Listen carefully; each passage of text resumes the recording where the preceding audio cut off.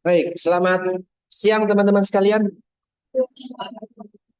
Kita punya kasus code ya, sapurat di depan di layar kalian masing-masing juga sudah ada kasus ini. Silakan nanti kita diskusikan bareng-bareng. Tadi Bu Ariana menyampaikan kalau bisa kita bisa sampai dietetiknya gitu ya, sampai dietnya gitu. So, butuh kerjasama dari teman-teman sekalian. Ketika nanti penyusunan uh, assessment, diagnosis sama bentuk intervensinya seperti apa biar kita bisa sampai selesai. Ini kasusnya lumayan sederhana. Jadi mudah bisa segera selesai. Oke, teman-teman sekalian, kita dihadapkan kasus seorang laki-laki usianya 45 tahun dengan tinggi badan dan berat badan sekian, maka antropometrinya simpulannya apa? Status gizinya normal. Berapa indeks massa tubuhnya? 24,4 kilogram per meter square, dia masuk kategori normal. Oke, ada masalah dari antropometri? Hanya berat badan dan tinggi badan saja ya yang masuk ke antropometri di sini. Kalau kalian tidak bisa mengukur berat badan atau tinggi badannya, in case ketika beliau ini ada keluhan gout, bisakah berdiri dengan normal? Mungkin nggak bisa berdiri karena akan sangat nyeri. Sehingga teman-teman perlu prepare berbagai macam estimasi dari berat badan ataupun tinggi badan pasien tersebut. Oke? Jadi kalau ke lapangan, silakan teman-teman bisa sediakan pita panjang, netlin, bisa pakai pita panjang yang untuk menjahit itu juga bisa. Kalau saya pribadi, menyediakan itu, termasuk ketika bersama balita.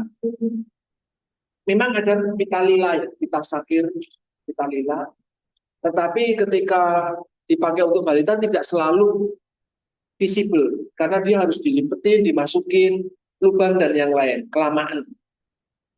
Dan barangkali kalau kalian order itu banyak pita lila yang ukurannya pendek, 30 sampai 33, 36. Padahal untuk kondisi tertentu butuh pita lila yang sebenarnya ada yang sampai 50 itu juga 50 cm, tapi jarang. Kalau saya pribadi saya bawa pita yang panjang, jadi bisa untuk mengukur nanti ada ulna, panjang ulna, kemudian juga lila, lingkar kepala bisa dipakai, kemudian barangkali untuk apa namanya lingkar betis. Pernah dengar pengukuran lingkar betis? Belum pernah kan? So notice itu lingkar betis bisa dipakai. Silakan kalian gunakan lingkar betis. Salah satu pengukuran status gizi juga. Kalian bisa prepare itu secara mandiri. Tidak itu masih dari itu, tapi bawa itu selalu. Ya, jadi di sini bisa jadi didapatkan hanya dari tinggi badan sama berat badan saja. Untuk kasus-kasus tertentu nanti ketika di rumah sakit, kalian bisa dapat lebih kompleks dari itu. Antropometri, kemudian biokimia. Adakah problem di biokimia? Apa? Silakan bisa disampaikan satu-satu saya sambil tulis. Asam urat, asam uratnya temuannya berapa? 8, no. Teman-teman tidak boleh ketika menulis berat badan, tinggi badan, hasil laboratorium, angka bulat, tidak boleh. Perlu ada koma nol. Oke, itu menjadi kebiasaan baru ya. Berat badan tidak ada yang 50 kg, tinggi badan 150, 150 untuk memberikan justifikasi kalau benar adanya segitu fix, termasuk ketika hasil laboratorium. Walaupun ketemunya pas 8, tetapi tulisan yang jelas sebenarnya adalah 8 orang. Oke, dibiasakan. Oke, normalnya berapa?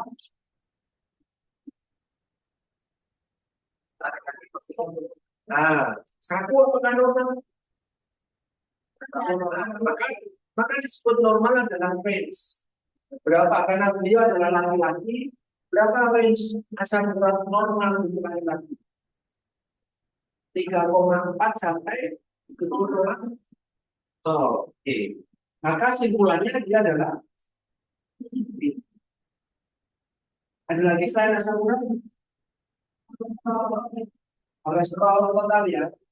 Ketika tidak ada informasi itu kolesterol apa, profil kolesterolnya, maka asumsinya adalah kolesterol total. Walaupun nanti ketika teman-teman telah di lapangan, kalian akan mendapatkan kolesterol itu pasti 4 profil. Ya, TG, TG, KT, HDL, LDL itu pasti dapat 4. Ya, berdasarkan perbatasan. Di sini hanya disampaikan kolesterol total 300. Apakah ini normal? Berapa normalnya? 100 sampai 200. Maka dia akan melihat hiperkolesterol. Ada lagi TG. TG saya 208. Berapa normalnya?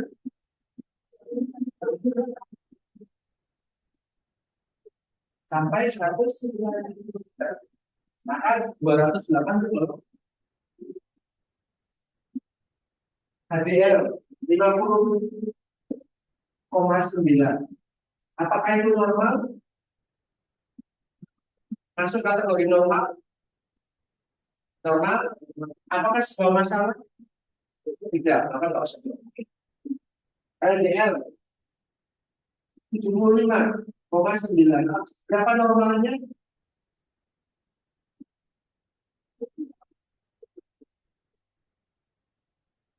Tentunya sangat buat biasa atau kecil. Berapa normal untuk LDL?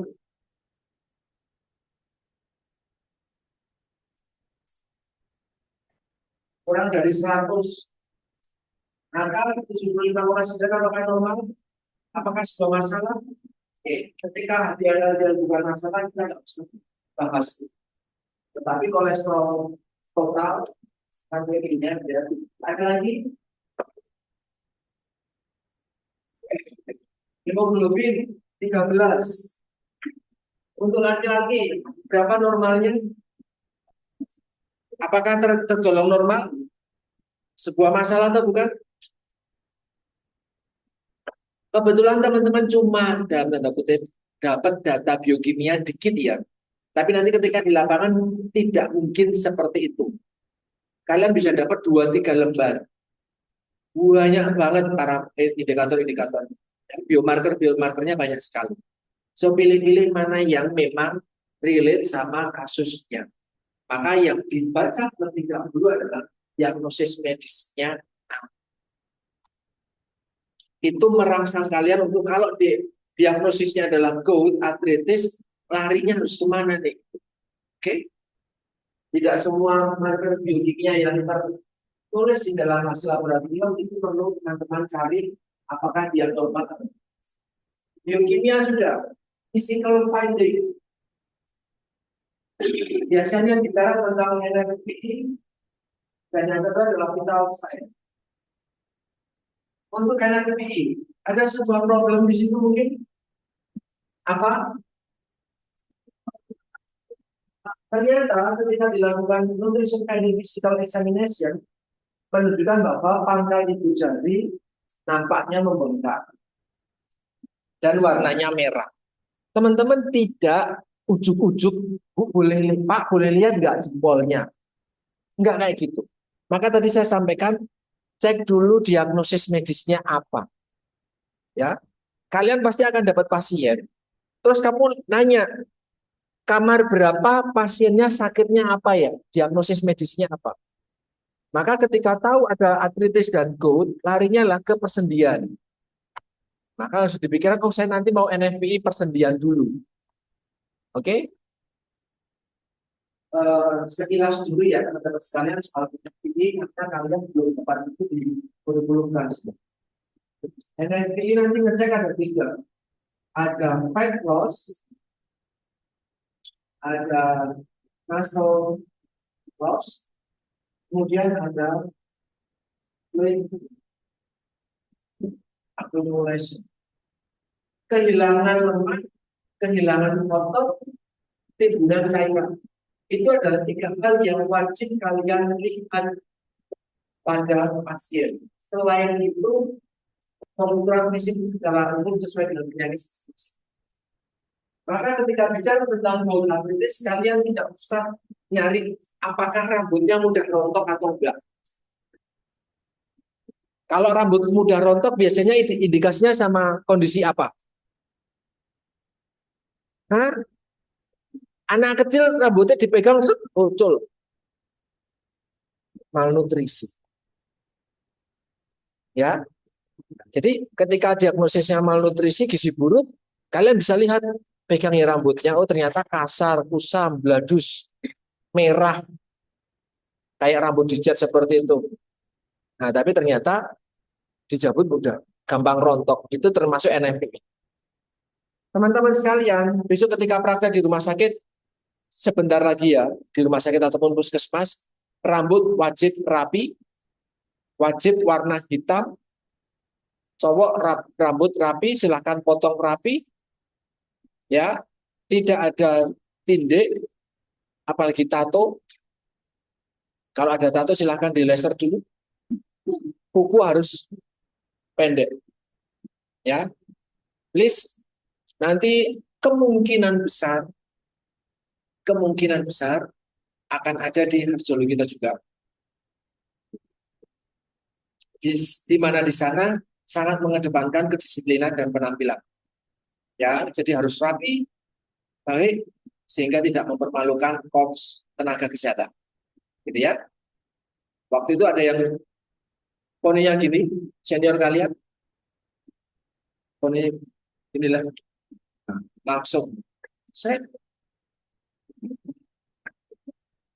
kuku ternyata juga dihias. Buat apa kuku panjang-panjang? Mau memecahkan rekor muri? Kan enggak. Langsung tunjukin di kursi, di meja. List, ini sumber kuman. Ya, kalian akan berpegang dengan pasien dan makanan, tidak boleh sembarangan. Rambut juga tidak ada yang dicat. Oke? Itulah bedanya kampus kesehatan sama yang non kesehatan. Ekspresi boleh, tetapi mungkin setelah praktek. Oke, intermezzo. Nah, nanti teman-teman di Bandung saya akan ngajari bagaimana cara melihat derajat fat loss, mass loss, atau accumulation dari cairan pada seseorang untuk dilakukan dalam melakukan NMP. Oke, NMP di sini ada pangkal ibu jari membengkak, ibu jari memerah. Apakah ini sesuatu yang normal? Ini bisa menjadi sebuah simptom ya. Jadi apa yang tertulis di assessment, dia bisa menjadi sensitif dari sebuah problem. Kemudian tensinya, vital sign-nya apakah normal? Vital sign untuk tekanan darah normal, untuk nadi dia normal, untuk SO 2, SPO 2 dia normal, terus kemudian respiration rate-nya dia normal.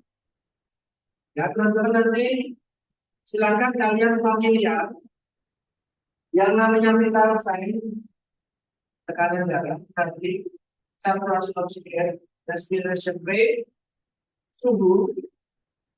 suhunya normal. Nanti ada lagi namanya MAP. Silakan cari. MAP itu bisa pakai rumus dari tekanan darah yang dipunya. Silakan cari sendiri secara mandiri, silakan ditulis. MAP itu menjadi vital sign. Terus kemudian kalau orang itu pakai apa namanya ventilator, alat bantu pernafasan, ada satu vital sign lagi namanya FiO2. Tapi kan ini nggak pakai alat bantu pernafasan. Tapi kalau pakai alat bantu pernafasan, silahkan dengan itu juga FiO2. Itu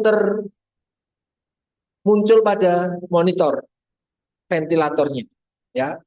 FiO2 itu mengindikasikan seberapa banyak oksigen yang diberikan oleh alat bantu pernafasan itu kepada pasien.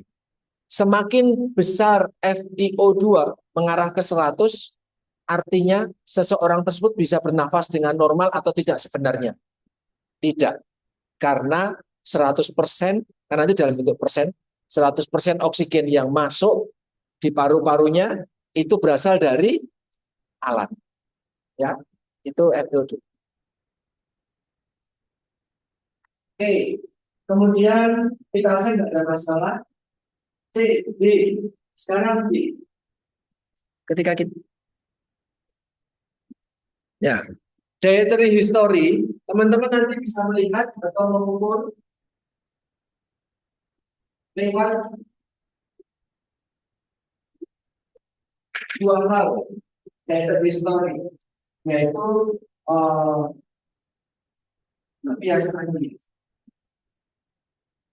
Ketika sebelum masuk rumah sakit atau ketika recall, misalnya saat masuk rumah sakit, recall dalam 24 jam. Di atas ini ada informasi bahwa di rumah pola makannya seperti ini. Apakah ada yang kurang tepat pada pasien sehingga berpotensi sebagai sebuah problem ataupun sign system dari suatu problem? Boleh angkat tangan dan menyebutkan apa yang tidak sesuai dengan yang seharusnya. Ya. Oh.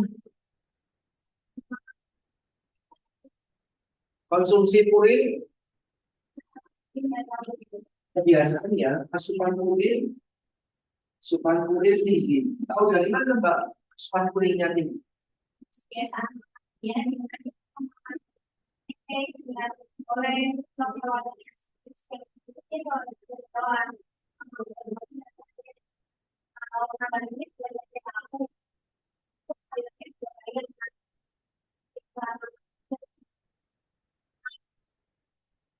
Oke, kalian bisa lihat orang yang purinnya tinggi, asam uratnya tinggi di dalam serum darahnya, ternyata beliau memiliki kebiasaan makan yang memang tinggi purin, mulai dari keju, mete, emping, kemudian juga ada jeroan, udang, sardin, kemudian juga tahu tempe, dia moderate purin, tetapi konsumsinya ya satu potong sedang masih normal ya.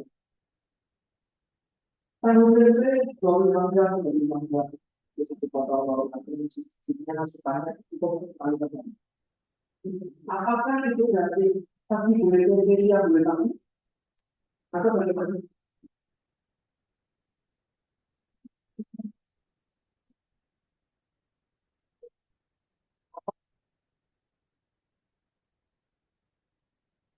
Kita asumsikan sama. Maka dari itu orang tersebut perlu begini.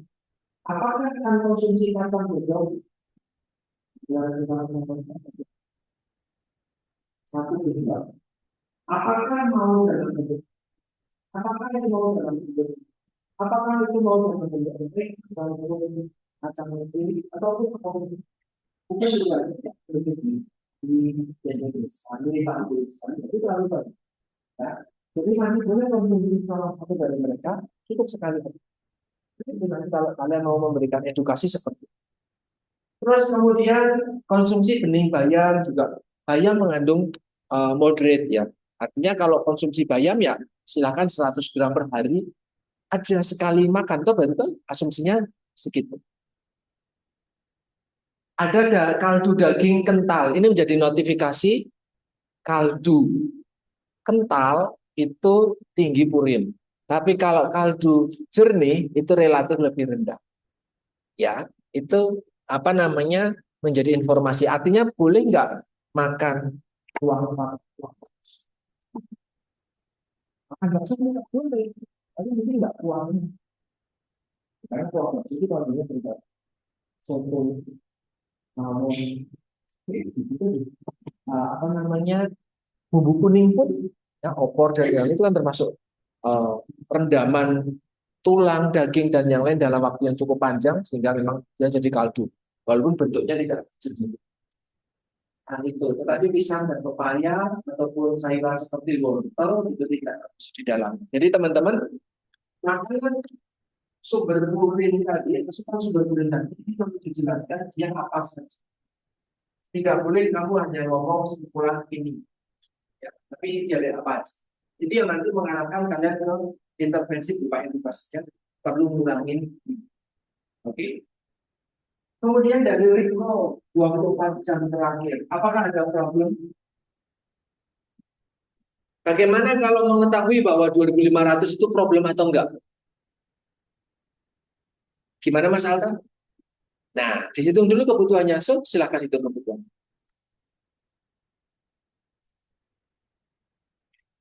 Berapa? Berapa Mas? 2200.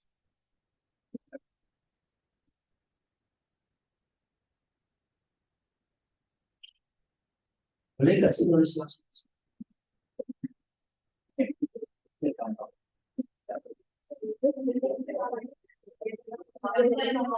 Aku menghitungnya pakai apa? Broka. Kenapa pakai broka?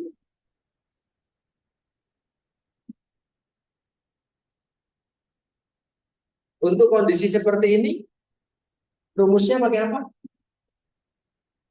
Sini kan ada. Dia pakainya apa? Energi sesuai kebutuhan.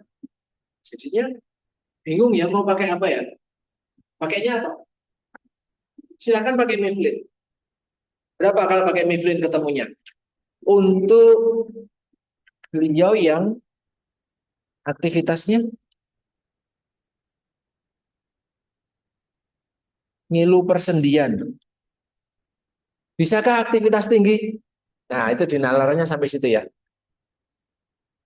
Nggak mungkin dia aktif. Kan dia dalam kondisi sakit sekarang. Silakan dihitung dengan Mifflin. Kalau saya kemarin ketika di rumah sakit, tapi maaf saya tidak bisa berbagi dengan kalian. Saya hanya berbagi dengan Bu Ariana dan Bu Grace. Saya punya rumus Excel lengkap semuanya, jadi tinggal masukin data, terus kebutuhan dan yang lainnya, formulanya apa aja, makanan enteralnya apa aja, menu apa aja. Aduh, yang di rumah sakit yang di rumah itu, dan dari kalau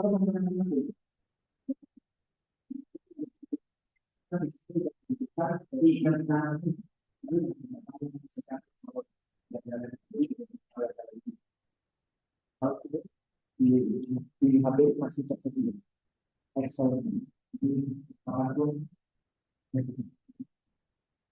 silakan ada waktu luang untuk video ini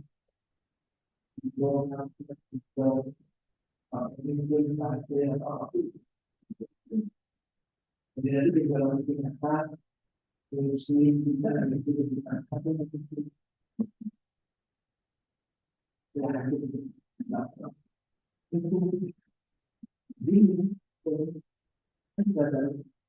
kalau tidak tahu konsepnya berapa? Harus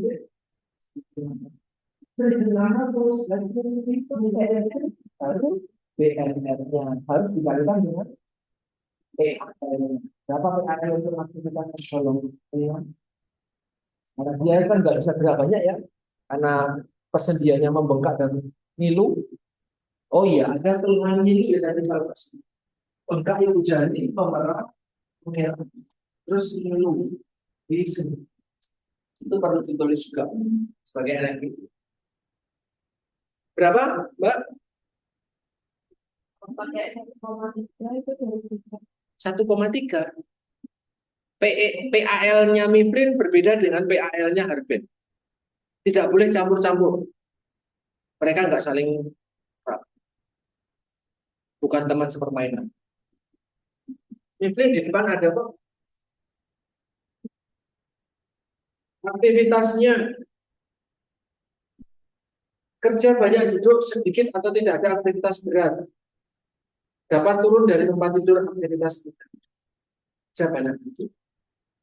Kalian bisa pakai 1,3. Kalau 1,3 itu Kayak baru pulih dari serangan jantung dia cuman bisa aktivitas yang sangat minimal sekali. Asumsinya penyakit ini 1,6 bisa. Jadi berapa? 1,3 ketemu berapa? 1,6 ketemu berapa? 2.500, 1,6 ya. 1,6 angkanya maka ketemu kalorinya 2.560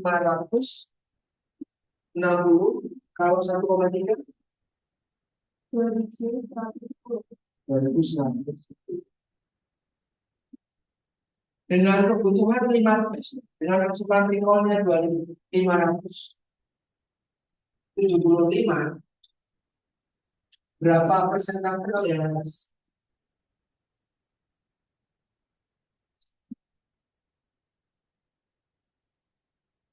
Berapa Bang?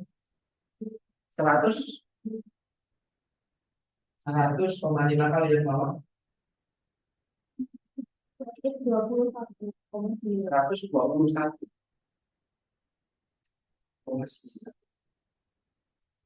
Kemudian jangan fokus pada energi aja. Karena ketika kita bicara tentang energi stabil, energi kan bisa datang dari mana-mana. Karena sumber energi yang mendominasi, sehingga terlalu tinggi dari situ atau terlalu rendah dari situ mana yang kurang, mana yang terlalu. Oke. Tetapi kita bisa ambil yang 1,6 saja. Kalau untuk energi, asumsinya pasien ini masih usia 45 tahun, masih relatif muda, aktivitasnya masih bisa ngapa-ngapain. Ya, itulah kenapa estimasi energi ini tidak bersifat sakral, karena semua rumus pada dasarnya adalah tapi tidak pasti tepat. Karena kalau mau benar-benar tepat, kalian harus mengukur indirect value di mana di di sini di dua sisi. Tidak ada berapa di sini. Mengenai estimasi yang saya akan mengatakan kalian estimasi yang itu berbeda untuk kondisi secara itu, gitu ya. Dan kalau kalian lihat beliau adalah laki-laki 45 tahun dengan keluhan dalam kita kami menjadi khususnya kalau kami masih tidak ada yang hidup ini ataupun turun sebentar pasti bisa jalan dengan walaupun di masa tempat yang aktivitasnya masih di bawah kemana hal-hal seperti ini yang sifatnya bisa dikompromikan dengan diskusi dengan kita. Ketika saya satu orang yang itu juga panas. Selama kita artinya tidak terkomunikasikan atau kekomunikasikan di pilihan. Dia ada jadi ada kata teman-teman bisa memberikan sertifikat. Kebetulan kan dari kemanusiaan yang kekomunikasikan dua, tiga, mana ambil. Mungkin ketika teman-teman satu lebih lanjut ada angkanya yang lebih lagi angkanya. Silahkan itu jadi. Oke. Jadi ini baru estimasi. Kalian silakan gunakan ini. Artinya kalau kita sepakat pakai itu, apakah ada problem terkait dengan intake dalam 24 jam terakhir? Pasien bisa makan dengan baik ya? Saat ini. Kemarin, sebelum masuk rumah sakit, ada problem? Sebelum masuk rumah sakit ada problem? Terkait dengan makannya? Ya, pola makannya yang kurang pas sebelum masuk rumah sakit. Tapi ketika masuk rumah sakit, kebutuhan energinya sudah tercukupi dengan baik. Oke? Artinya kita tidak membahas hasil dari teman-teman silakan nanti ketika di rumah sakit kalian ketika bicara tentang food frekuensi seperti ini karena ada satuannya berapa banyak dia konsumsi itu dan yang lain silakan teman-teman juga bikin tabel seperti ini. Tetapi untuk asupan sebelum masuk rumah sakit. Ya, jadi bicara polanya, kualitasnya, tapi juga bicara kuantitasnya. Hanya saja datanya pas, data masa lalu dalam 2 bulan terakhir, 1 bulan terakhir, kebiasaan-kebiasaan beliau. Oke, nanti bisa diukurkan komparatif standarnya, toh. Hari ini untuk recall 24 jam, komparatif standar yang kita gunakan adalah Maveline dengan aktivitas 1,6. Oke, tapi ketika dia punya, kita nggak tahu nih, apa namanya, pekerjaan beliau apa. Misalnya pekerjaan beliau adalah tukang bangunan, aktivitasnya ringan, sedang, berat. Ya, tukang bangunan itu aktivitasnya berat. Malu tapi dia. Pemalu tuh. Nah, aktivitasnya berat. Apakah akan digunakan 1,6 juga? Tidak. Maka diberikannya 1, ya, kerja banyak berdiri enggak? Kalau tukang duduk-duduk kan bukan yang punya rumah akan marah. Kerja banyak berdiri 1,8, maka tadi yang 1.600 tadi BMR-nya dikalikan 1,8. Itulah yang menjadi komparatif standar untuk hasil food frekuensinya. Nangkep? Artinya untuk penyakit-penyakit yang sifatnya kemarin baru sakit tapi 1 bulan ini nggak ada rasa apa-apa, maka kalian punya 2 komparatif standar.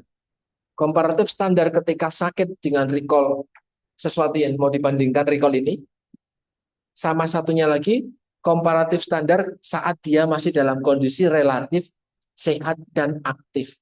Nangkep? Maka pembandingnya ada 2. Yang ini dibandingkan dengan dalam kondisi dia sehat. Untuk melihat asupan sehari-hari dia yang kebutuhannya bisa sampai 2.600 misalkan, itu sebenarnya sudah tercukupi dengan baik atau belum lewat pola yang seperti ini. Oke? Oke.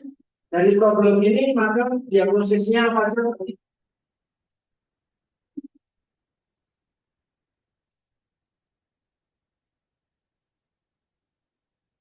Ada diagnosis apa? Silakan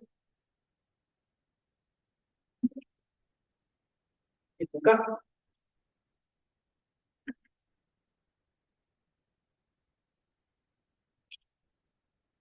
So bukan NI21 lagi, aduh sedih ya. Nggak keluar diagnosis idaman kalian. NI21. Larinya itu kan nanti NI21 makanya sedikit-sedikit. Pasien ini kan nggak ada masalah dengan makan. Karena yang sakit bukan saluran pencernaannya. Ya, anyone? Problemnya adalah kodenya dulu dong, Pak. 53. Kebutuhan, penurunan kebutuhan. Apa? NI5. Penurunan kebutuhan urin. Kalau penurunan kebutuhan urin, maka strateginya menggunakan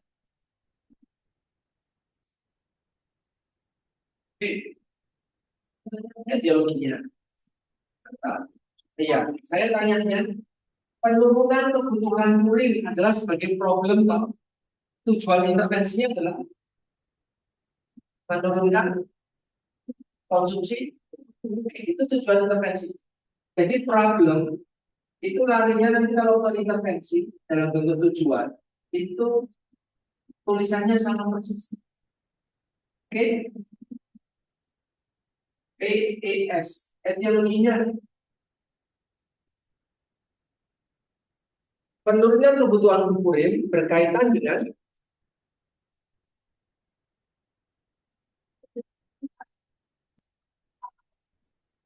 no, renal dysfunction.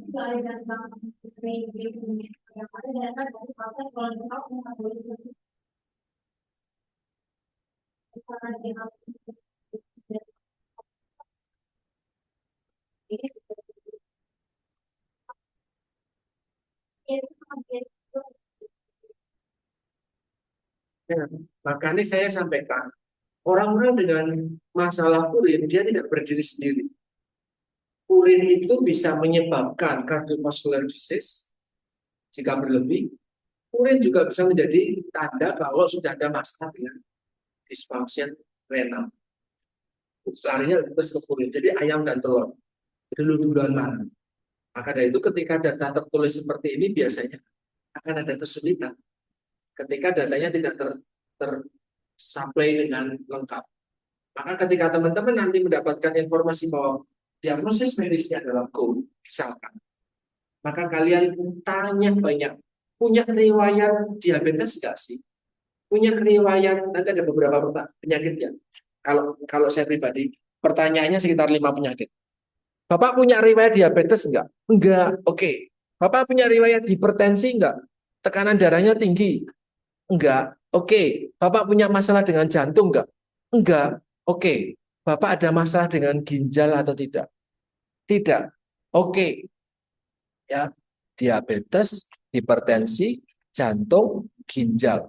Sama kalau saya lagi misalnya ada masalah dengan hepar enggak? Pernah hepatitis atau tidak misalkan seperti itu.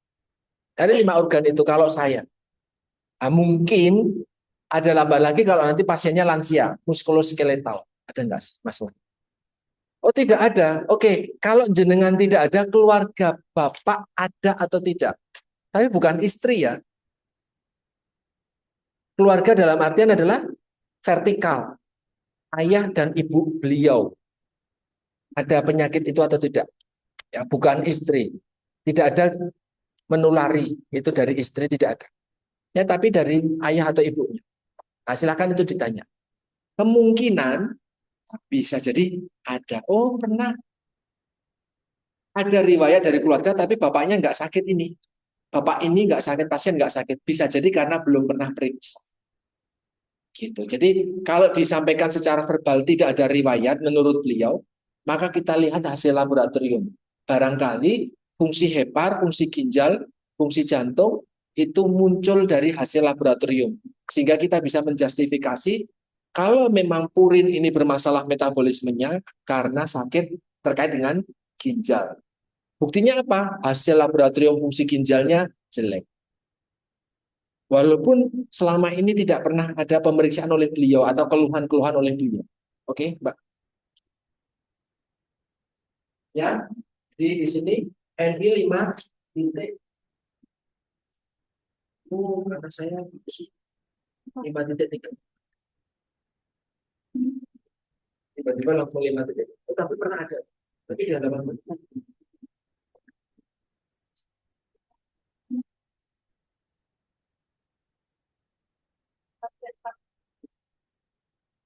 imbalance. Beda. Ini kan di handphone. Ya, silakan di handphone kalian punya apa problem etiologinya teman-teman?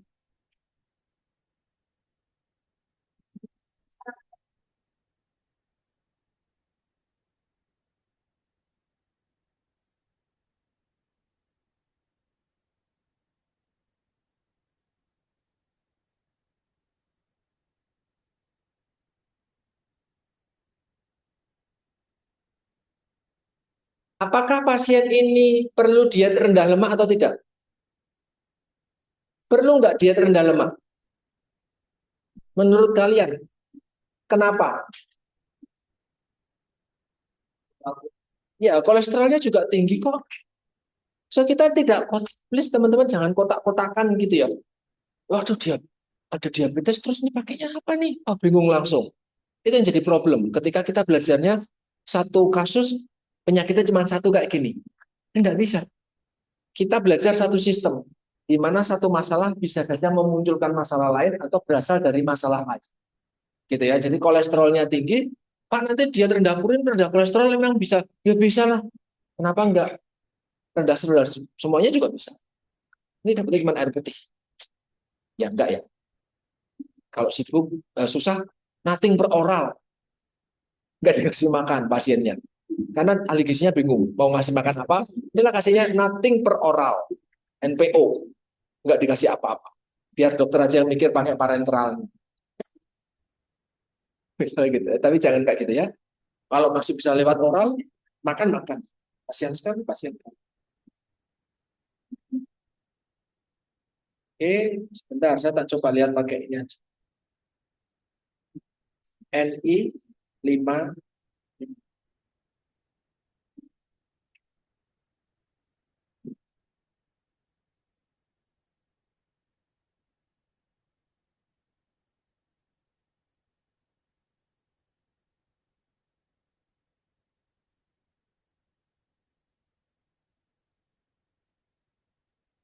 Penurunan kebutuhan gizi ya, specify NI 53, renal dysfunction,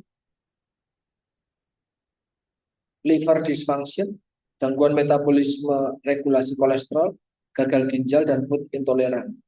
Faktor yang mengganggu selama asesmen gizi yang berkontribusi terhadap masalah patofisiologi, psikososial, situasional, developmental, and culture, and environment problem.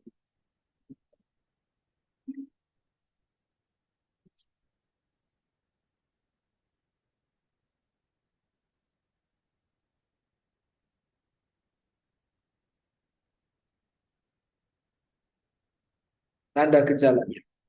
Kalian bisa pakai, sebenarnya kalau dicermati Pak, kalian boleh lihat psikososial, patofisiologikal, situasional, developmental, cultural. Artinya ketika bicara tentang culture, kita nggak bicara tentang renal dysfunction. Yang ada di list itu adalah problem-problem yang berhubungan dengan secara fisik. Ada permasalahan secara fisiologis. Tetapi ada masalah juga terkait dengan budaya, situasi, dan yang lain. Oke? Ya.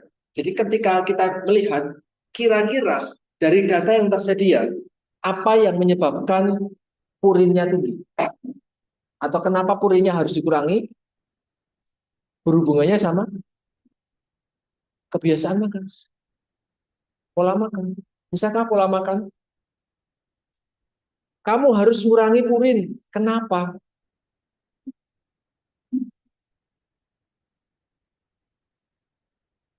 Kenapa seseorang atau apa yang menyebabkan seseorang harus mengurangi purin? Karena kamu kebanyakan purin.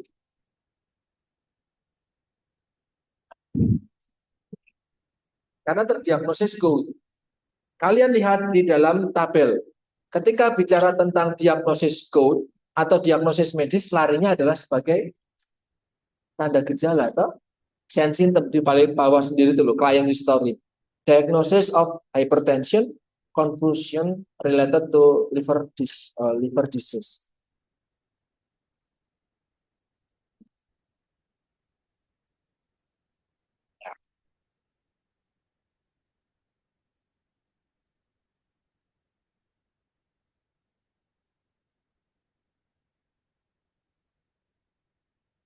Mau ambil NI 53?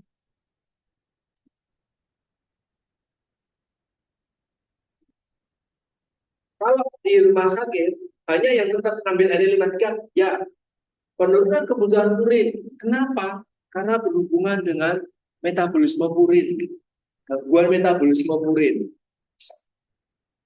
Kok bisa metabolisme purin itu ada di mana regulasi iregulasinya, regulasi yang salahnya? Oh ada di hepar, oh ada di ginjal. Harinya ke situ. Oke, so, di sini penurunan kebutuhan purin berkaitan dengan renal dysfunction. Kenapa? Karena metabolismenya purin ada di sini. Terus kemudian sensitifnya apa? Ada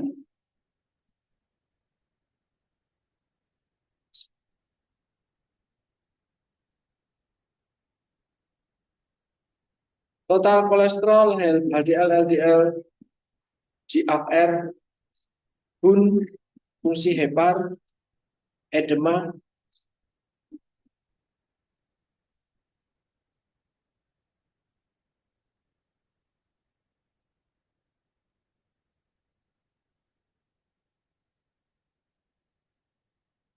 Kalau dilihat dari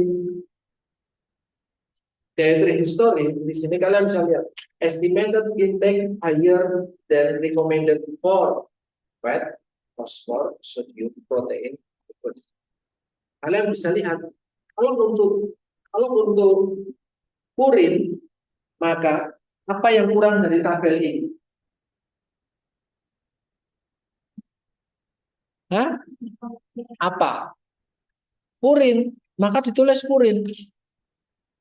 Bisa nggak mengetahui berapa asupan purinnya pasien pada food frekuensinya? Karena yang bermasalah kan pada food frekuensi. Bisa nggak dihitung purinnya berapa? Bisa. Karena dia makan jeroan berapa kali. Ya kan bisa diasumsikan toh. Maka di tabel ini sering bicara bahasa Tuhan. Artinya tidak harus selalu kamu makronutrien. Karena bisa didapatkan purin asupannya berapa dalam frekuensinya. Kemudian kebutuhannya berapa seharusnya. 50 sampai 75 kan kalau dia sudah mengalami gout, ternyata dia berapa?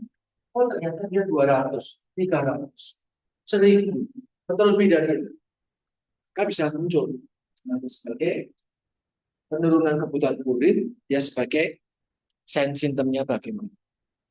Oke. Tapi kalau bicara tentang ini larinya adalah ke domain behavior. Kalau domain behavior, bentuk intervensinya nanti berupa edukasi atau konseling. Ketika edukasi nanti problemnya NB11, konseling itu nanti larinya NB12 dan yang lain. Itu nanti larinya konseling. Edukasi adalah NB11. Maka apakah mau fokus pada purinnya atau mau fokus pada kolesterol? Karena kalau kalian mengonsumsi, pasien ini nanti dia adalah dietnya adalah rendah kolesterol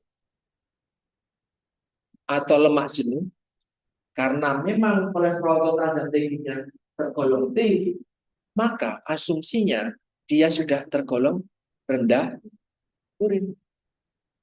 Bahan-bahan makanan tertentu bisa disampaikan juga dia rendah purin di situ. Setahu saya kok nggak ada di rumah sakit RP. Adanya P-nya itu adalah protein. Walaupun kalau mau detail ada tambahan sebagai pilihan yang purinnya rendah, bisa jadi dia sudah memiliki masalah terkait dengan ginjal. Riwayat penyakit ginjal yang purinnya juga bermasalah. Maka dari itu nanti ada tambahan edukasi. Ada orang dengan sakit ginjal purinnya masih normal, ada sakit ginjal sudah bermasalah dengan purin. Maka ada diet tambahan. Selain diet khusus pada penyakit ginjal, plus perlu menghindari yang tinggi purin. Oke, jadi rendah purin belum. Di sini renal dysfunction, sensitifnya bisa karena pola makannya sebelumnya. Pola makannya tinggi, terus kemudian hasilnya untuk asam uratnya tinggi. Kemudian NNPI-nya kan ada NNPI bahwa ada karakteristik dia mengalami inflamasi pada persendian berupa bengkak dan merah, nyeri juga, dan tambah lagi diagnosis medisnya ada tuh. Itu baru satu problem. Ada satu tambahan lagi yang lain. Apa? Apa problem lagi? 53 juga apa? Penurunan kebutuhan lemak berhubungan dengan ada gangguan metabolisme lemak yang bermasalah. Tanda gejalanya serum lipidnya tinggi, terus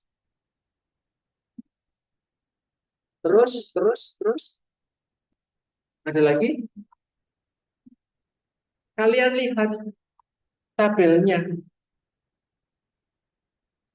Tabel NI 3, 53. itu sebagai sign symptom memang biokimia seperti itu. Antropometri interdialitik weight gain. Ya toh? Interdialitik itu artinya gap antara berat badan basah dan berat badan kering. Bagi mereka-mereka yang menjalani terapi hemodialisa. Ya. Apakah ini ada hemodialisanya? So antropometri ada tanda gejala di sini? Tidak. Kalaupun dia obesitas, apakah bisa jadi tanda gejala? Tidak. Oke. Interdialitik itu artinya itu. Karena dia sebelum di HD, berat badannya misalnya 70, itu sebagai berat badan basah. Tapi setelah di HD, dia akan lebih kurus. Dalam tanda kutip. Semakin banyak cairan yang hilang, semakin jelek status gizinya. Misalnya jadi 65, kan berarti hilang 5 kilo. Ya, diambil 5 kilo berarti pasien tersebut. Ya, artinya dia ada itu jadi berat keringnya 65. Lah sisanya kemana Pak? Ya ke mesinnya tadi. Hilang tuh cairannya. Kalau cairannya hilang, proteinnya banyak yang hilang, vitaminnya banyak yang hilang, maka lebih malnutrisi. Sehingga orang-orang yang HD, sudah HD, harapannya interdialitic weight-nya itu gap-nya nggak banyak-banyak. 2 kilogram ke bawah kalau bisa. Jangan terlalu banyak, karena diambilnya setiap 3 hari sekali. Kamu bayangin naik, turun 5 kilogram dalam 3 hari. Yang naik apakah otot? Bukan, tapi cairan. Artinya malnutrisi itu. Oke? Nanti kalau kalian praktek, lihat orang-orang HD, interdialitic weight-nya, silakan dicek. Terus kemudian adalah edema. Ini nggak ada edema.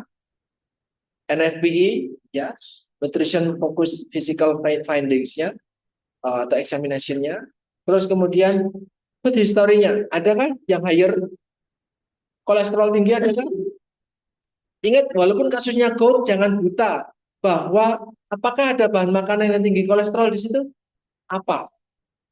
Salah satunya itu. So, sebagai tanda gejala juga bahwa pola makan dia di rumah, dia mengonsumsi makanan-makanan yang tinggi kolesterol, udang goreng, sardin, jeroan. Oke, ada lagi problemnya pada pasien ini selain NI, ada NB. NB-nya apa Mas?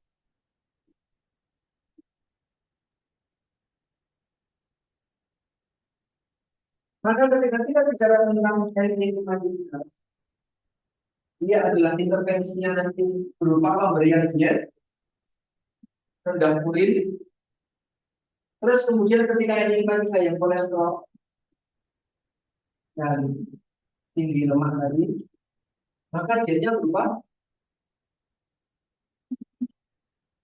diet rendah lemak. Oke, rendah lemak. Terus kemudian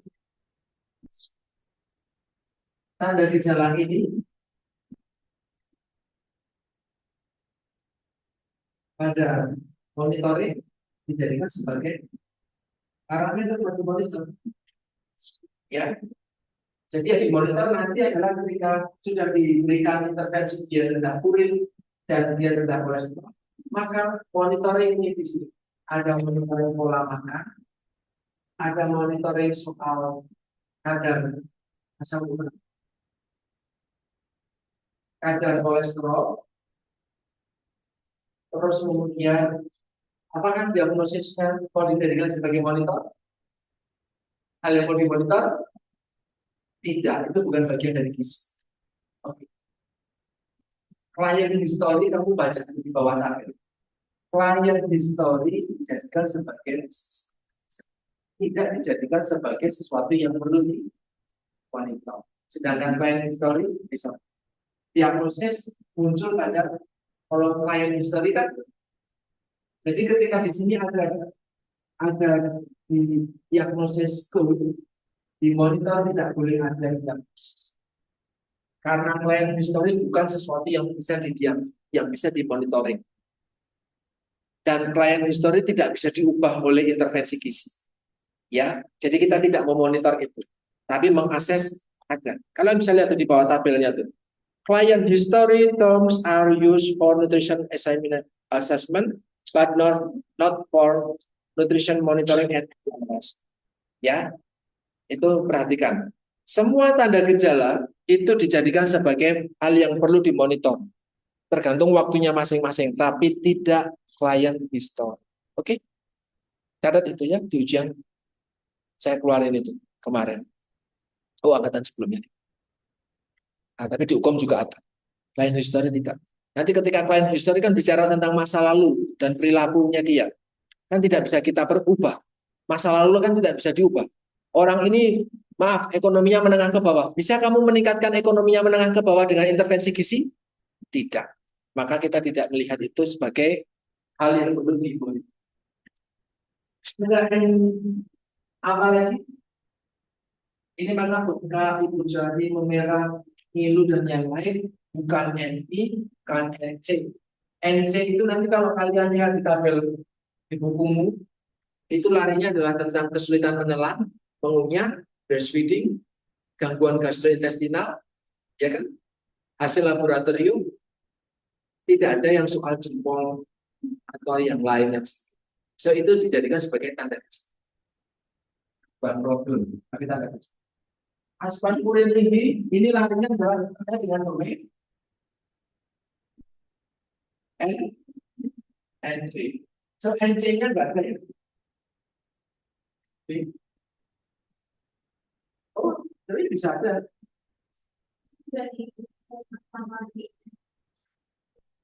Nah, NC-nya hasil laboratorium, misalnya kolesterol. Nilai laboratorium terkait gizi. Perubahan nilai laboratorium terkait gizi NC 2.2. Dalam kurung kan harus spesifik kolesterol total misalkan. Berhubungan dengan etiologinya adalah apa yang meningkatkan kolesterol pada pasien? Kebiasaan konsumsi tinggi kolesterol. Tanda gejalanya, hasil laboratorium kolesterol tinggi, pola makan tinggi kolesterol, ada misalnya kayak gitu. Intervensinya ngapain?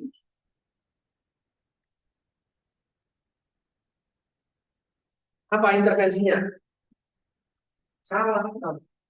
Intervensinya adalah melihat pada etiologi. Etiologinya apa?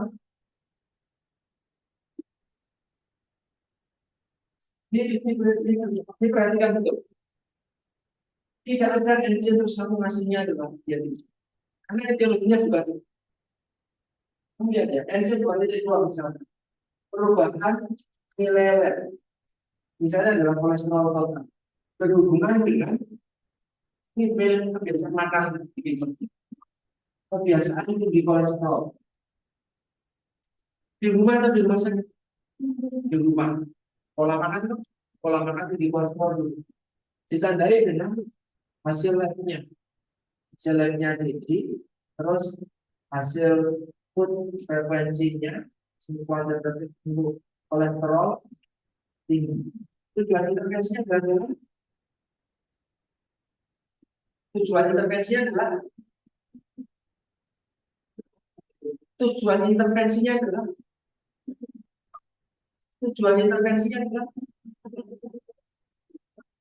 menurunkan hasil ini. Teman-teman ingat ya, saya mengulang berkali-kali sampai kalian bosan. Itu karena saya masih melihat kalian. Ini P, ini T, ini S. Tujuan intervensi yang dengan mengacu pada P. Maka ketika perubahan nilai laboratorium kolesterolnya tidak tinggi, maka tujuan intervensinya menurunkan hasil kolesterol. Strateginya dengan apa? Kalau strateginya harus lihat etiologi.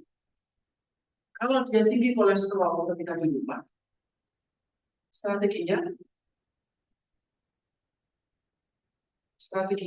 kalau ini di rumah, maka strateginya adalah ini masuk ke domain apa nih? Bisa diperbaiki nggak? Pakai apa? Kan biar nanti di rumah nggak mengulangi lagi. Bagaimana caranya? Ya kamu order di GoFood. biar dia makan sesuai dengan harapan? Enggak kok. Dia secara mandiri bisa mikir kok. Biar kebiasaan dia stop lagi kan. Dengan apa biar dia bisa stop? Kan mungkin nggak pernah dapat. Kita sampaikan dulu pengetahuannya dulu. Jangan langsung konsumsi. Pengetahuan dulu. Bukan cuma dia sudah punya pengetahuan dulu lebih awal. So kita masihnya edukasi. Kenapa? Kenapa? Karena dia adalah perilaku makan. Edukasi tentang apa? Edukasi tentang di koridor. Ya, itu apa aja? Ya, besok ketika dia sudah pulang, dia tidak makan. Tapi ketika di rumah sakit, apakah dia makan seperti itu? Hebat, karena etiologi yang kamu pakai ini. Kalau etiologi yang kamu pakai adalah ada yang lain kok. Pilihan etiologinya apa misalnya? NCI. Kan NCI itu dua, NCI dua itu bagus dulu. Kalian belum makan saya juga. Saya cuma minum kopi. NC2.2 itu kan etiologinya banyak banget. Ya toh. NC2.2.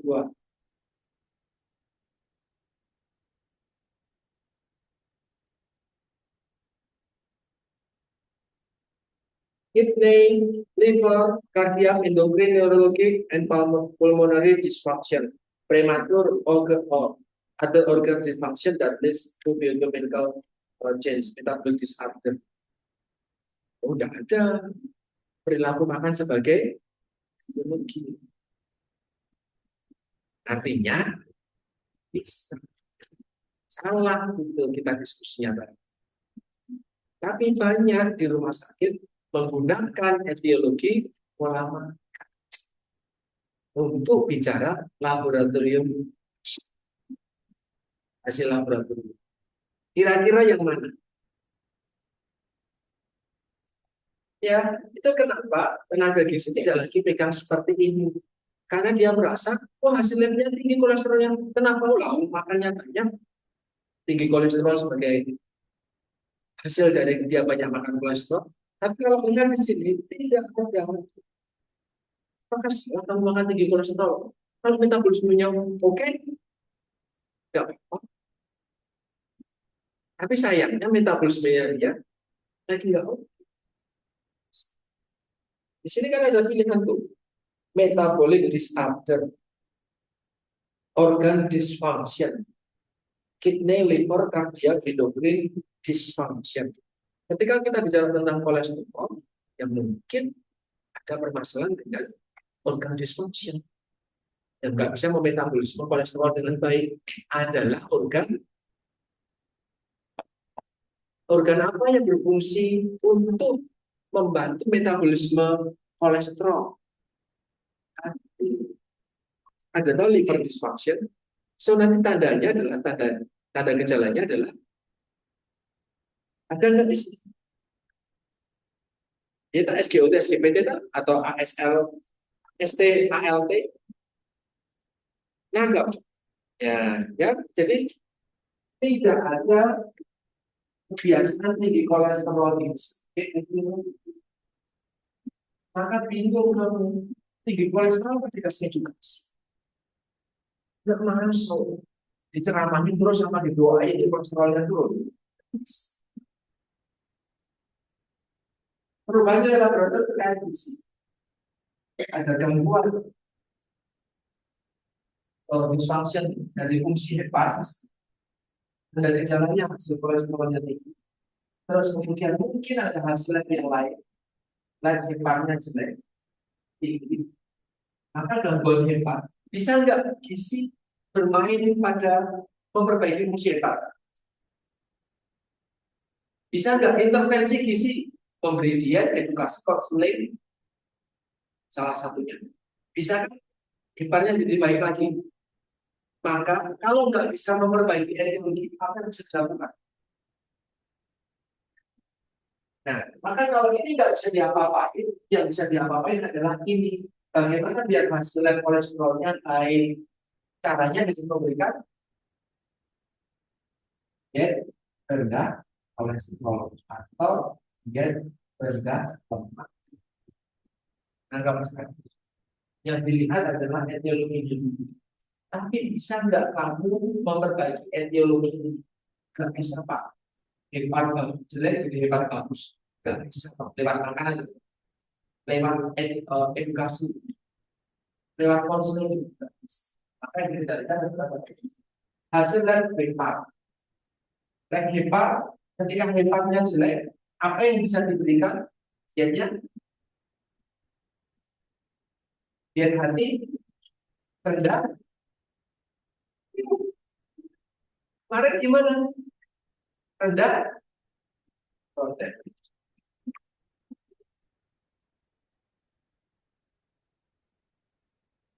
Karena kalau proteinnya terlalu tinggi, hepat akan memproduksi.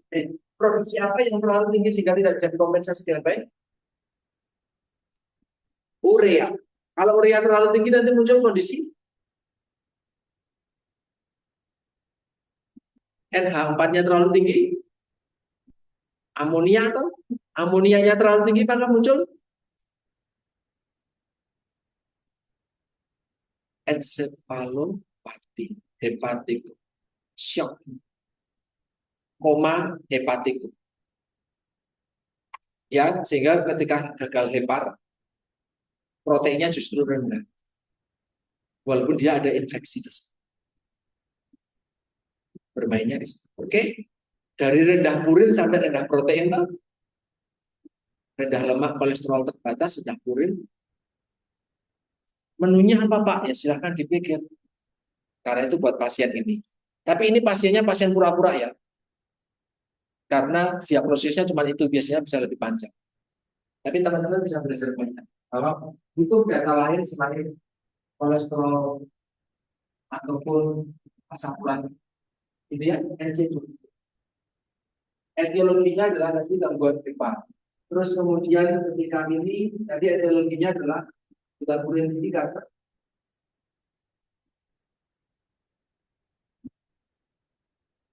Renal dysfunction juga. Atau hepat dysfunction kalau ada hasil labnya. Jadi sama-sama hepat dysfunction tuh, renal dysfunction nggak bisa diotak-atik lagi, maka yang diotak-atik adalah sign symptom. Oke, NB bisa lari ke NB, bisa. Apa yang bermasalah dengan behavior pasien ini? Food choices-nya. Kenapa food choices-nya bermasalah? Mau food choices sebagai problem atau food choices sebagai etiologi? Kan nggak mungkin ya food choices sebagai etiologi di situ. Maka sebagai problem. Yang mana? NB. Silakan dilihat sebentar, saya tak balas cari.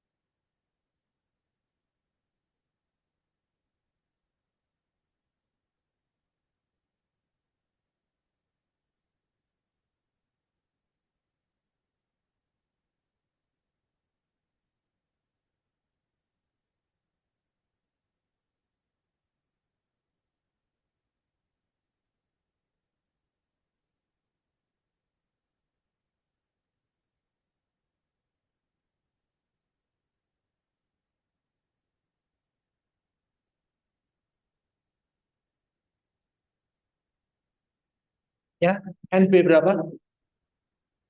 1,7. Apa itu problemnya? Sorry.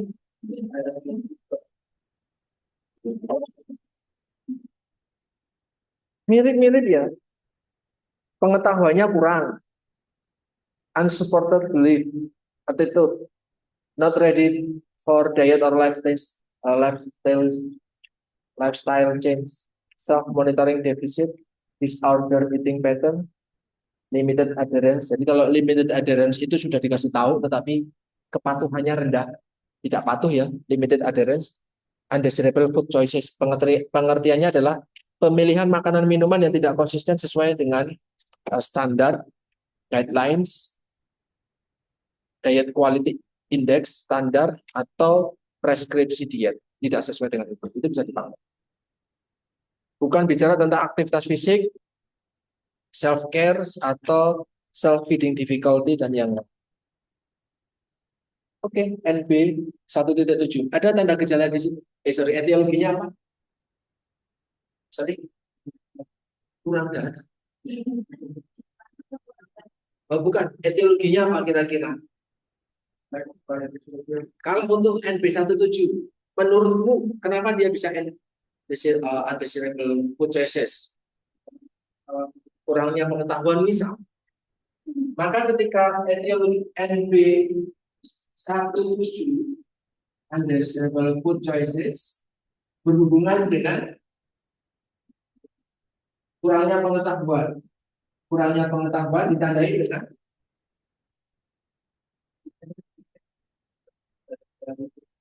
apa yang tidak konsisten dengan standar pembanding. Konsumsi tinggi lemak. Oke, konsumsi tinggi lemak. Apalagi yang selain lemak, konsumsi purin, tinggi purin. Maka ketika kurangnya pengetahuan sebagai etiologi, apa yang bisa kamu lakukan? Memberikan edukasi itulah. Jadi ini yang menjadi strateginya atau intervensinya. Ngasih edukasi. Tujuannya adalah tujuan intervensi adalah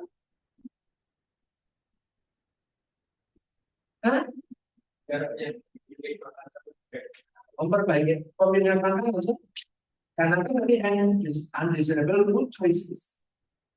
Makanan sesuai atau pemilihan makanan itu sesuai. Maka tujuan intervensinya adalah memberikan makanan yang sesuai atau memberikan informasi tentang makanan yang sesuai, memperbaiki pemilihan makanan itu melalui edukasi. Maka nanti yang bisa dimonitor adalah apa yang bisa dimonitor? Benar memonitor pengetahuan? Apa yang bisa dimonitor? Konsumsi apa?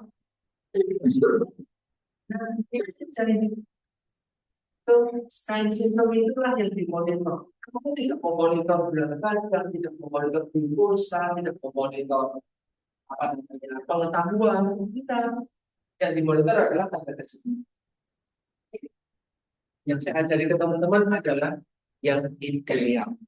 Tetapi ketika di rumah sakit tidak seperti itu. Karena mereka tetap memonitor berat badan, tetap memonitor tekanan darah. Apakah ada tekanan darah bermasalah di sini? Di setiap diagnosisnya nggak ada. Kalau nggak ada tekanan darah sebagai sebuah tanda gejala suatu problem, ngapain kamu monitoring? Tapi apakah ada pemantauan tekanan darah? Maka kegiatan tersebut adalah reassessment. Jadi bukan monitoring. Tapi kok melakukan ngecek tekanan darah, sekarang jadi tensinya tinggi loh, itu kan harus dimonitor. Bukan, itu reassessment. Karena bisa jadi muncul masalah baru. Tuh. Itulah kenapa asuhan gizi itu sifatnya siklus, muter terus rampung-rampung, bukan linear. Oke, ini adalah kita bicara tentang monitoring dan evaluasi. Tapi nanti ada kegiatan namanya pre-assessment. Jadi ketika dia mengalami hipertensi, artinya ada masalah baru, ada intervensi baru, ada. Misalnya karena pola makan yang kurang sesuai atau natriumnya tinggi misalkan, maka nanti intervensinya nambah lagi dari RP, RL, RG. Rendah protein, rendah purin, rendah lemak, rendah garam. Nangkep ya? Pada hari keberapa itu muncul, permasalahan itu muncul. Jadi setiap hari memang harus dilakukan monitoring, setiap hari bisa dilakukan reassessment. Nangkep di sini? Ya, pemberian makanannya, apakah konsistensinya? Ketika kita bicara tentang intervensi, nanti akan bentuknya, nanti ada preskripsi atau resep, ya, nutrition prescription, resep gizi. Selain energi, kalori, protein, lemak, karbohidrat, urin, lemak tadi perlu dibatasi kan? Berapa? Gitu kan? Gak boleh pakai range ya. Usaha masa kemarin gak boleh diulang lagi. Tidak ada range di sini. Karena kamu tidak memberikan makanan kayak orang. Silakan ini lemaknya sekian, ini lemaknya sekian, ini lemaknya sekian, lemaknya sekian. Silakan pilih. Enggak. Kita di Padang banyak pilihannya. Kita memberikannya satu makanan seisek ini berapa lemak. Kalian bisa tentukan dari sini. Karena ya, berapa kali lemak, protein, urin, kolesterol dan yang lainnya. Bentuk makanannya. Bentuk makanannya. Kenapa? Karena ada masalah. Ngapain harus berikan lunak? Oke, untuk kasus ini ya, dia masih bisa makan. Bentuk makanan biasa. Tapi kalau di rumah sakit mereka menyebut makanan biasa adalah dengan istilahnya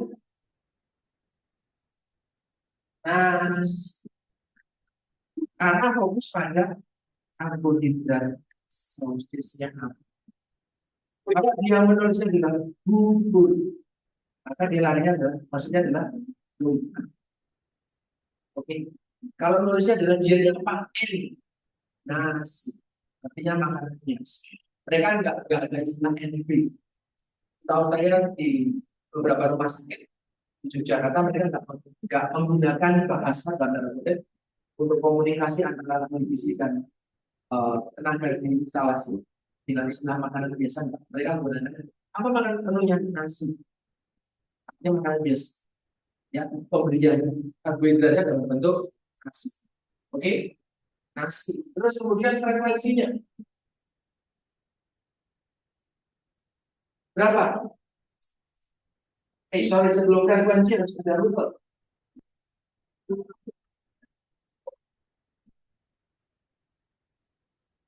Frekuensinya Pak? Oke, boleh. 3 kali makanan utama, 2 kali snack. Jadi ada bentuk untuk frekuensi. Apalagi belum waktu. Nanti kalau pakai waktu jam berapa bisa ditulis. Karena dia per oral. Kalau per oral kan, ingat ya, kamu tidak spesial. Artinya yang lain diberikannya jam 6, kamu jam 5 sudah diberikan. Kamu tidak sespesial itu sebagai seorang pasien. Karena makanannya per oral. Yang makanan biasa. Kecuali makananmu perlu disiapkan khusus, yang perlu dihantar khusus. Seperti bikin steak di ruangan.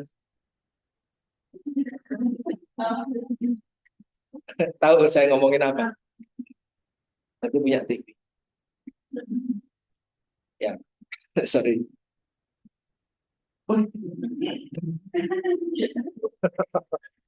Tidak ada sedikitnya. Tidak boleh yang bakar-bakar apa-apa di ruangan ya. teman-teman besok kalau tapi kalian nggak akan praktek di kelas VIP kelas. Tapi puji syukur ketika dietitian kemarin saya diberikan kesempatan untuk masuk VIP-nya. Dipercayanya cuma saya. Teman-teman saya tidak boleh masuk ya. Karena ya khusus lah. Tidak boleh mahasiswa itu masuk VIP. Biasanya kelas 2, kelas 3. Kalau di Sarjito pun ya VIP mereka tidak boleh dimasuk. Saya masuk VIP di Panjerape. Kalau di Sarjito masuk VIP enggak? Oh masuk. Saya pernah masuk. Diizinkan masuk. Tapi bukan seragam mahasiswa yang dipakai saat itu. Jadi maksudnya bukan menggunakan identitas mahasiswa. Ini nanti teman-teman ya secara umum aja. Sehingga jangan memberikan alternatif. Oh masa sih kita bisa perform, kita bawain alat-alat tidak ya. Manut aja gitu ya. Frekuensi. So kecuali kalau makanannya makanan cair atau makanannya bentuknya formula enteral, pemberiannya nanti bisa lebih sesuai. Jadi memang saya sampaikan tadi ada rute, frekuensi, kemudian ada waktu. 3 kali menu utama itu jam berapa? 2 kali selingannya itu jam berapa? Ya, gitu. Setelah ini baru kalian bisa merekomendasikan dietnya apa. Oke? Ada pertanyaan? Sudah sampai di situ?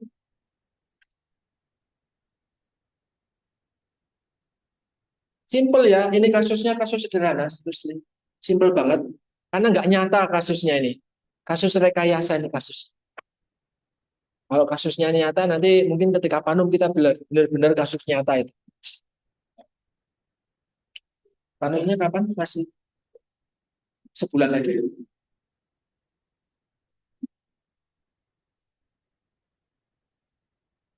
Sudah Panum food service? Oh sedang Panum food service. Berarti kalau Panum masakan sudah selesai. Oke. Sudah ujian. Sudah. Oh. Tetap putus asa, jangan semangat. Ya. Panum masyarakat gampang. Gampang banget Panum masyarakat. Happy Panum food service happy. Panum klinik sangat happy. Sangat happy ya, saking sakit terus melayang-layang ini. Sakau. Oke, ada pertanyaan teman-teman? Ya, silakan dibikin menunya kan per kelompok nih. Per kelompok, tapi besok ketika Panum kita mandiri ya. Kalau Panumnya food service mungkin kelompok karena memang kegiatannya tugasnya ada tugas kelompok. Kalau klinik tidak ada kelompokan. Nasib kalian saja di rumah sakit yang sama gitu aja. Tetapi nanti penugasannya semuanya mandiri.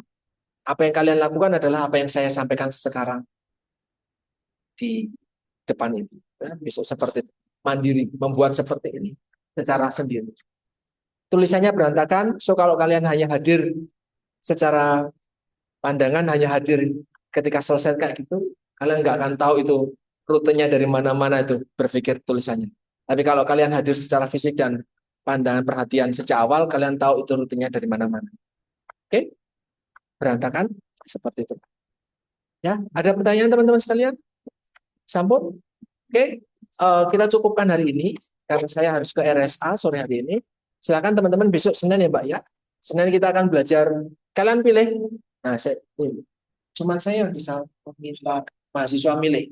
Pilih materi mana? Kanker, bedah, pre-bedah, pasca bedah, kritis. Itu tinggal itu tuh. Ada satu lagi. Oh, ginjal.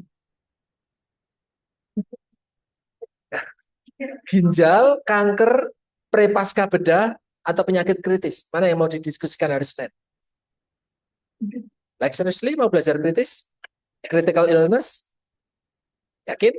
Oke, maksudnya Senin. Which is Selasa kalian kita diskusi kasus kritis. Ya? Oke. Ya nanti kasus kritis. Kasus kritis susah.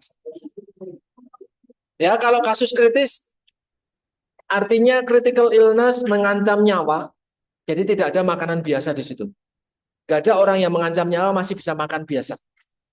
Ya, silahkan bikin. Nanti kemungkinan besar nothing per oral atau full total parenteral nutrition atau mungkin blended parenteral dan enteral atau full enteral nutrition tapi tidak lewat per oral. Lewatnya tube, feeding tube. Oke? Artinya kalau ini dipraktekkan ya teman-teman akan bikin sonde.